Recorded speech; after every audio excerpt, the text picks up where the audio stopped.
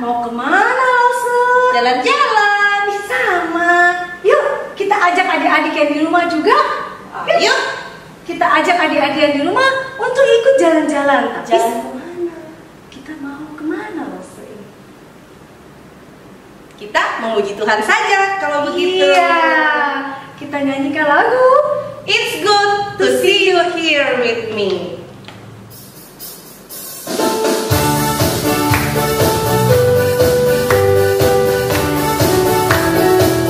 Kita sapa nyanyi ya. It's good to see you here with me. I'm so glad that you come. It's good to see you here with me. I'm so glad that you come. The Lord love you. So do I. The Lord love you. So do I. It's good to see you here with me. I'm so glad that you come. Rosemary dulu, nyanyikan. Adik-adik juga di rumah ikut Rosemary. It's good to see you here with me.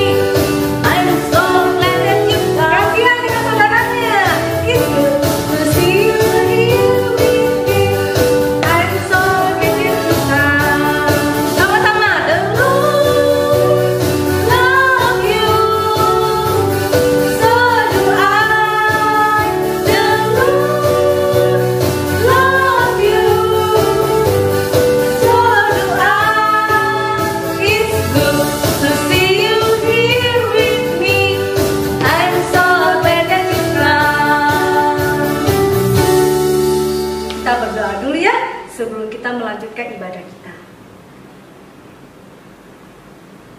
Tuhan Yesus, kami bersyukur pada hari ini kami bisa beribadah bersama-sama.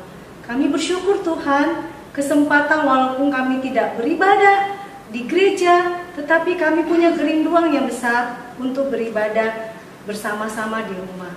Tuhan, pimpin kami dari awal ibadah kami hingga selesainya, biar semua untuk memuliakan nama Tuhan. Dan siapkan hati kami untuk mendengarkan firman-Mu. Dalam nama Tuhan Yesus, kami berdoa. Amin. Amin.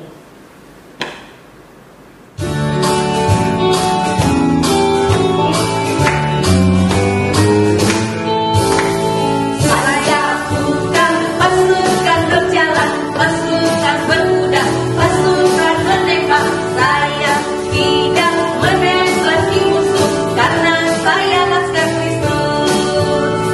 Saya laskar Kristus, syabrak.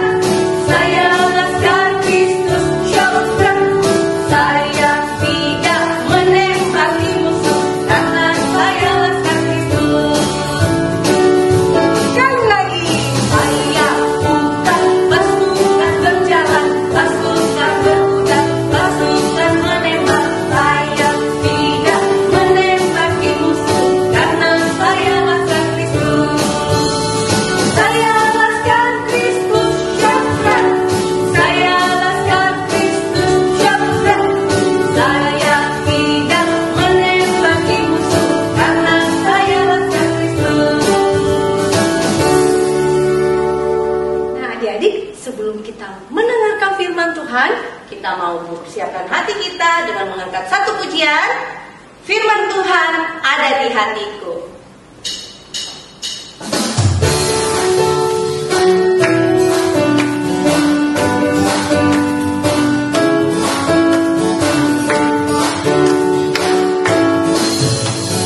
Firman Tuhan ada di hatiku, ada di langkahku, ada di hidupku, dan teruslah tumbuh sirami jiwaku.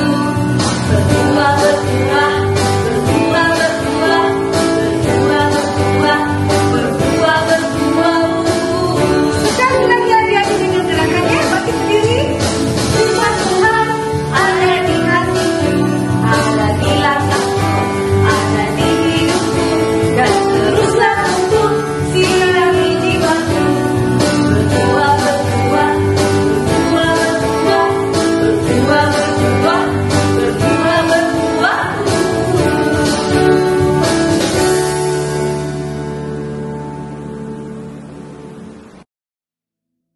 Shalom adik-adik, bagaimana kabar kalian hari ini? Senang sekali boleh menyapa kalian lagi melalui ibadah online ini.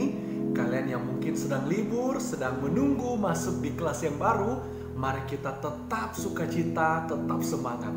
Satu hal yang Lose ingin ingatkan kepada kita, mari kita jangan bosan-bosan, jangan jemu-jemu untuk beribadah kepada Tuhan meskipun di tengah masa-masa yang tidak mudah seperti ini. Ingatlah bahwa kita adalah anak-anak yang sudah ditebus Tuhan, diselamatkan Tuhan, supaya kita menikmati hubungan dengan Tuhan melalui hidupnya kita, dan kita memuliakan Tuhan.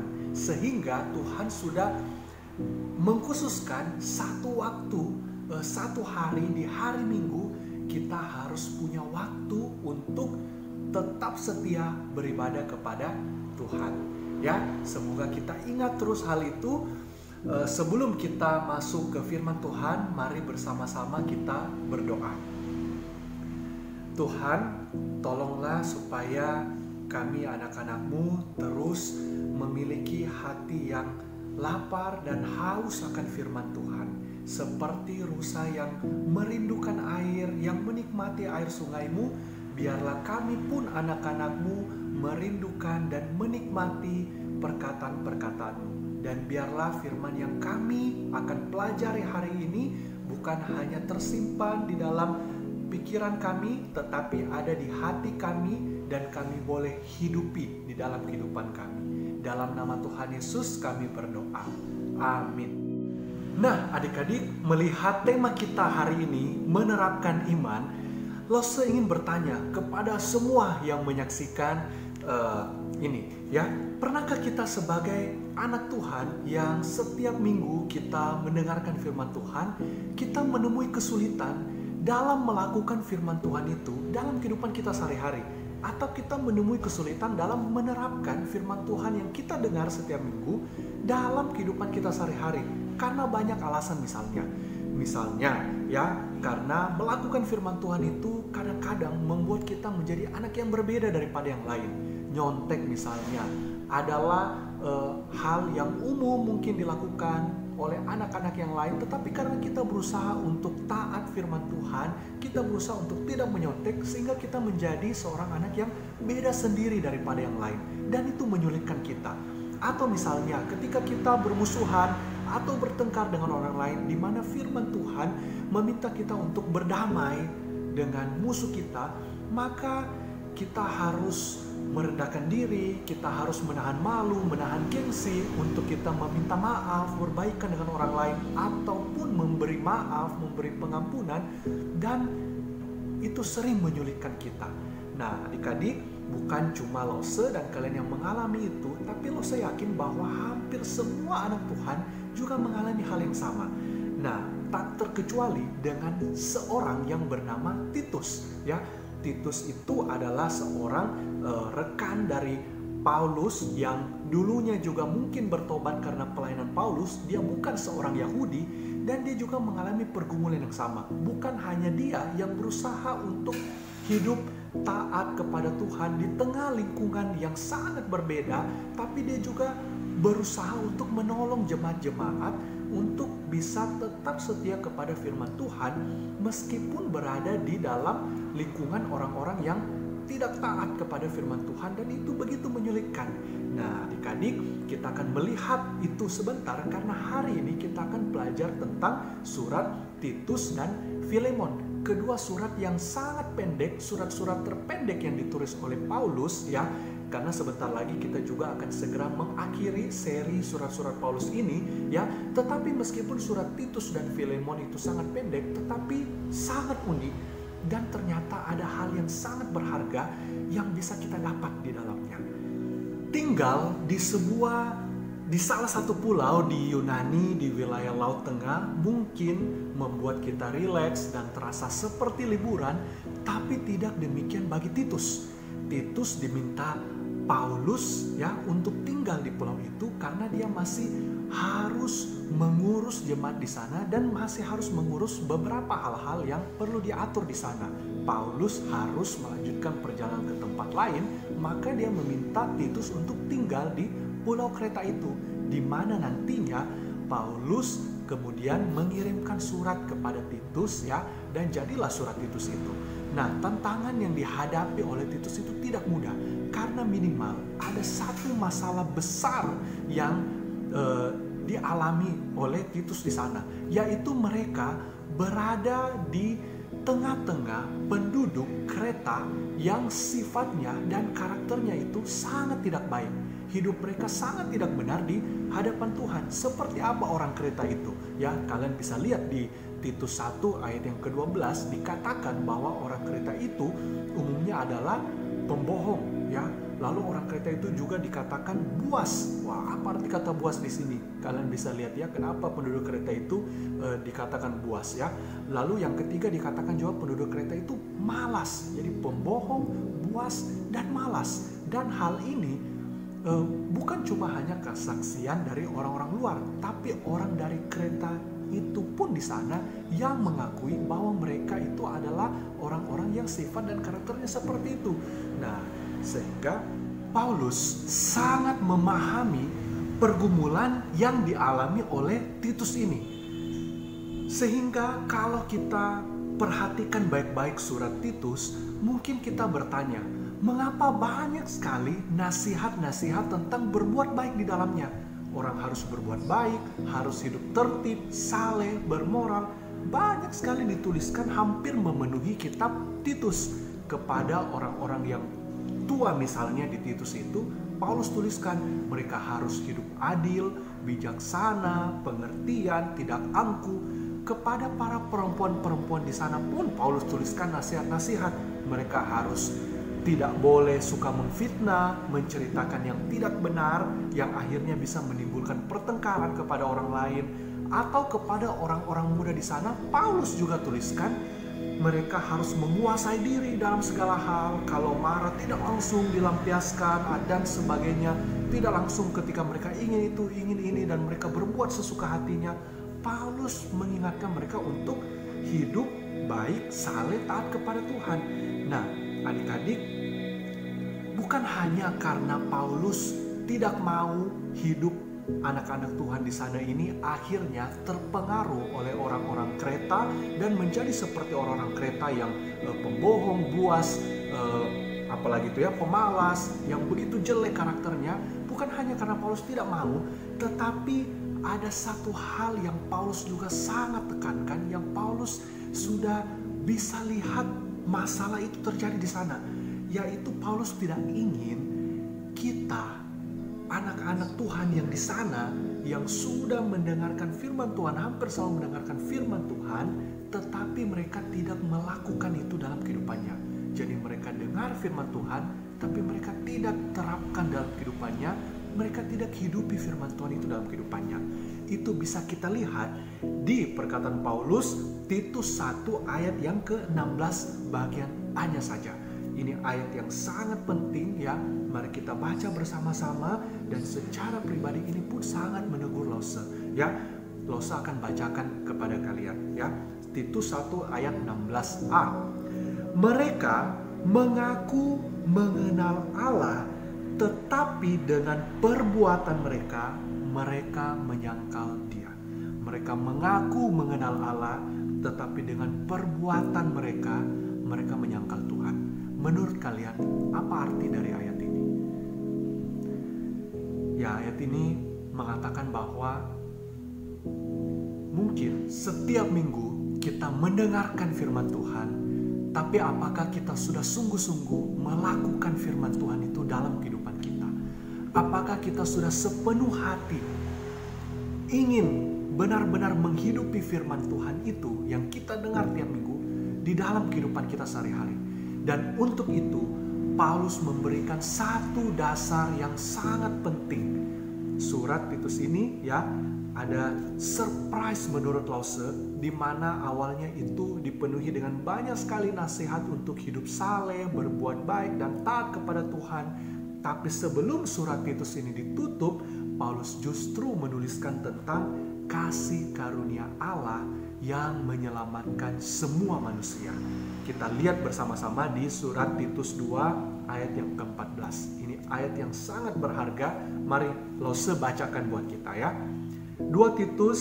Titus 2 ayat yang ke-14. Yesus Kristus yang telah menyerahkan dirinya bagi kita untuk membebaskan kita dari segala kejahatan. Tuhan menyerahkan dirinya bagi kita, bebaskan kita dulu dari segala kejahatan, dan untuk menguduskan bagi dirinya suatu umat. Tuhan menguduskan kita, kepunyaannya sendiri yang rajin berbuat baik. Kita memang harus melakukan firman Tuhan itu, menghidupi firman Tuhan yang kita dengar dalam kehidupannya kita, dan berbuat baik, hidup taat kepada Tuhan. Tapi semuanya itu bukan dimulai dari dirinya kita, tapi dimulai dari Allah yang pertama-tama menyerahkan, memberikan Tuhan Yesus mati di atas kayu salib bagi kita, menunjukkan kepada kita kasih Allah dan juga kebaikan Allah kepada semua manusia, sehingga kita yang sudah diselamatkan dalam hidup kita ini pun kita menunjukkan kasih Allah dan kebaikan Allah kepada setiap orang yang tercermin di dalam kehidupan kita sehari-hari. Jadi ketika banyak orang memiliki alasan dalam berbuat baik, apakah itu adalah satu keharusan atau tidak enak hati, atau supaya orang lain pun melakukan hal yang sama kepada kita, kita punya alasan dan dasar yang berbeda. Tuhan lebih dulu menunjukkan kasih dan kebaikannya kepada saya. Sekarang dalam hidup ini, saya belajar menunjukkan kasih dan kebaikan Tuhan juga itu yang telah saya alami kepada semua orang. Dan di dalam surat Filemon yang sangat pendek dan sifatnya sangat pribadi, karena biasanya surat-surat yang ditulis oleh Paulus itu, Paulus banyak bicara tentang jemaat, gereja, doktrin. Tapi di dalam surat Filemon ini, khusus buat Filemon, Paulus menuliskan untuk dia menerima kembali budaknya yang sudah bersalah dan melarikan diri dari Filemon. Ya, jadi Filemon ini adalah seorang rekan sekerja Paulus yang sudah percaya kepada Tuhan, memiliki seorang budak yang bernama Onesimus. Lalu kemudian Onesimus ini bersalah dan melarikan diri dari Filemon. Maka pada waktu Onesimus melarikan diri, Paulus bertemu dengan Onesimus, menginjili Onesimus, dan kemudian Onesimus menjadi percaya kepada Tuhan. Sekarang Paulus mengirimkan kembali Onesimus kepada Filemon, dan Paulus menulis surat agar Filemon bisa kembali menerima budaknya ini. Adik-adik, satu pertanyaan Lause, kalau kita dalam posisi Filemon, apakah kita bisa menerima dalam tanda petik seorang budak dan tanda petik bersalah kepada kita? Nah, di sini kita melihat sebenarnya bagaimanakah Injil itu di dalam hati dan di dalam perbuatannya kita. Mungkin dalam pikiran Filemon, dalam pikiran kita cukup memahami, mengerti Injil, tapi apakah Injil itu telah benar-benar mengubahkan kita sehingga itu nyata di dalam perbuatan dan di dalam hati kita, dalam bagaimana kita mengatasi permasalahan kita sehari-hari. Adik-adik, apakah kita sanggup untuk kemudian kita menerapkan Injil, kita menerima kembali kalau kita dalam posisi Filemon itu, budak yang sudah bersalah kepada kita, sama seperti Tuhan telah lebih dulu menerima kita. Mari kita berdoa. Tuhan, tolonglah supaya kami anak-anak-Mu dapat dengan sungguh-sungguh melakukan dan menerapkan firman Tuhan yang kami dengar setiap hari Minggu. Tolonglah supaya Injil-Mu yang sudah lebih dulu menyelamatkan kami, itu terus mengubahkan kami, dan dalam kehidupan kami sehari-hari kami bisa mengatasi, melalui setiap permasalahan dengan menerapkan Injil-Mu itu. Dalam nama Tuhan Yesus kami berdoa dan kami bersyukur. Amin. Baik adik-adik, untuk ayat hafalan kita hari ini ya memang selalu sedikit berbeda karena ayat hafalan kita mengikuti seri tentang kasih. Lose bacakan bersama-sama di 1 Korintus 13 ayat 12. Karena sekarang kita melihat dalam cermin suatu gambaran yang samar-samar, tetapi nanti kita akan melihat muka dengan muka. Sekarang aku hanya mengenal dengan tidak sempurna, tetapi nanti aku akan mengenal dengan sempurna seperti aku sendiri dikenal. Mari kita hafalkan bersama-sama ayat hafalan ini ya, dan tetap setia kerjakan proyek ketaatannya ya. Siap-siap juga menyambut seal pada esok hari. Tuhan memberkati kita semua. Mari kita tetap semangat.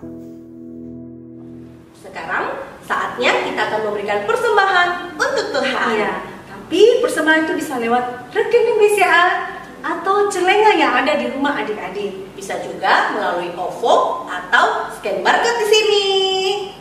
Oke, naik kita bangkit berdiri, kita naikkan pujian betapa Baiknya Engkau Tuhan.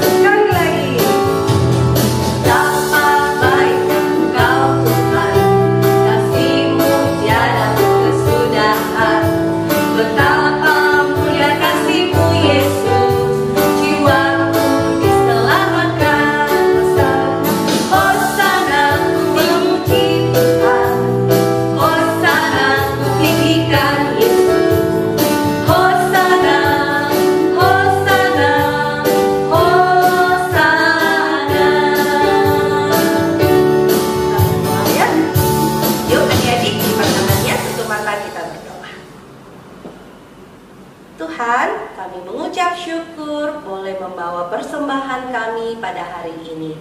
Kiranya Tuhan boleh memberkati persembahan kami untuk pelayanan di gereja kami. Kami mengucap syukur dalam nama Tuhan Yesus. Amin. Kita akan menutup ibadah kita hari ini. Biarlah segala kemuliaan hanya bagi Tuhan. Bapa, terima kasih.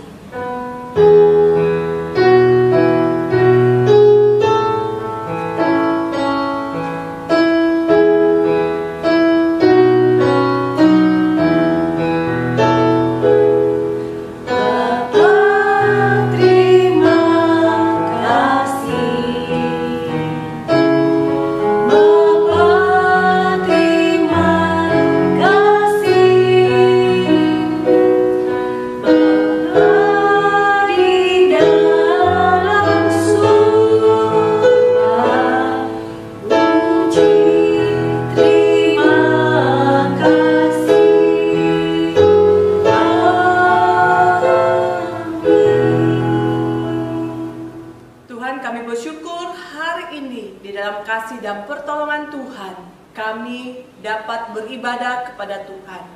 Dan biarlah ketika kami melanjutkan segala aktivitas kami di dalam sepanjang satu minggu ini, kami sungguh merindukan berkat daripada Allah Bapa, Putra, dan Roh Kudus senantiasa menyertai, membimbing, bahkan memberikan hikmat kepada setiap anak-anak Tuhan, baik di dalam pekerjaan orang tua kekasih kami, baik di dalam mendidik anak-anak yang Tuhan telah percayakan kepada mereka, ataupun di dalam kesehatan keluarga kami. Kami sungguh merindukan kuasa Allah bekerja di tengah-tengah kehidupan kami dari sekarang sampai selama-lamanya. Amin.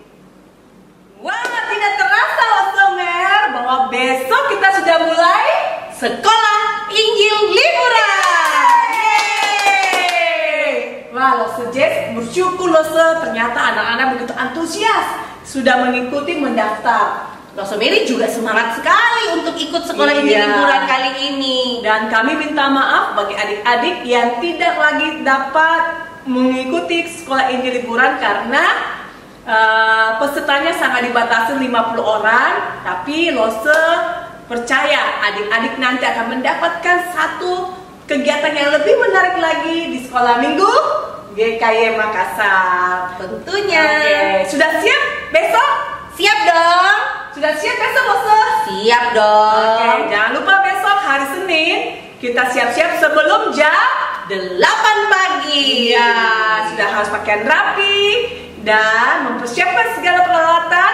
Dan besok adalah kesempatan untuk membuka kotak. Iya, yang sudah dikirimkan oleh Lose ke rumah kalian masing-masing. Apa ya isinya? Mau tahu Lose?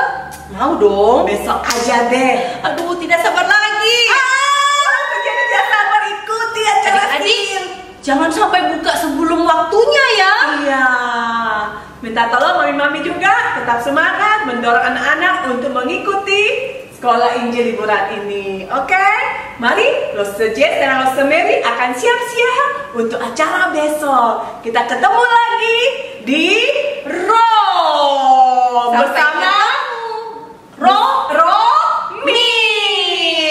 Sampai ketemu. Ini baru kita ketemu lagi. Oke. Ucapannya ada